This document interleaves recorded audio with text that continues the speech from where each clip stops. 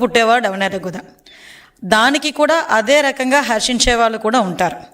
కానీ ఈ మధ్య కాలంలో అంటే ఒక సైకోతత్వం, ఒక ఉన్మాదత్వం, ఒక రాజకీయ ముసుగులో రౌడీయిజాన్ని ప్రేరేపించేటట్టుగా రౌడీయిజం చేస్తున్న నాయకులుగా ఈరోజు కొంతమంది వాళ్ళ నాయకుడు తాలూకా పుట్టినరోజులకి కేకులు కట్ చేసే కత్తి ఈ రకంగా ఉంటుందని నాకు ఈరోజే తెలిసిందండి. జస్ట్ ఒకసారి మీరు చూస్తే కేకు కట్ చేసే కత్తి కొడవళ్ళు, పెద్ద పెద్ద కత్తులు పట్టుకొని కేకులు కట్ చేస్తారు.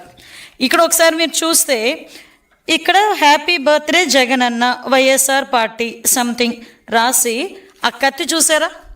ఈ కత్తి ఒక్కసారి కేకు కట్ చేసుకునే కత్తి అండి. అది కేకు ఇలాంటి కత్తులతో చూసి కేక్ కట్ చేస్తూ ఒక రకంగా చేయటం ఒక ఎత్తు అయితే, తిరిగి అదే కత్తితో జంతు బలి చేసి ఒక మూగజీవాల ఉసురు తీసుకోవటమే కాకుండా దాన్ని బేస్ చేసుకొని ఇలా రక్తాన్ని తీసుకెళ్ళి వాళ్ళ నాయకుడు తాలూకా ఫ్లెక్సీలో ఫోటోలకి అభిషేకాలు చేసి రప్పారప్పమని నరుకుతాం, 2029లో ఇదే రిపీట్ అవుద్ది అని చెప్పి స్లోగన్లు ఇచ్చుకునే పరిస్థితి.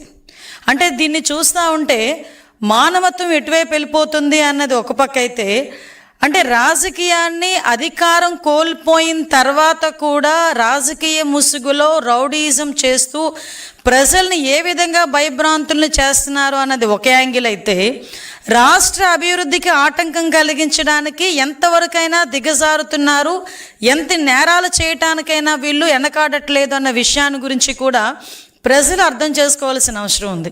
మీరు ఒకసారి చూస్తే, నేను జనరల్గా అందరూ కూడా మీ ఇంట్లో మీ పిల్లలవో లేకపోతే మీ తల్లిదండ్రులవో మీ అన్నదమ్ములవో మీరు జనరల్గా జన్మదిన సంబరాలు, పుట్టినరోజు సంబరాలు ఎలా చేసుకుంటారో మనందరి దగ్గర వీడియోలు ఉంటాయి. కానీ ఈరోజు వైఎస్ఆర్సీపీ నాయకుడు తాలూకా పుట్టినరోజు సంబరాల్ని వాళ్ళ తాలూకా కార్యకర్తలు, వాళ్ళ తాలూకా రౌడీలు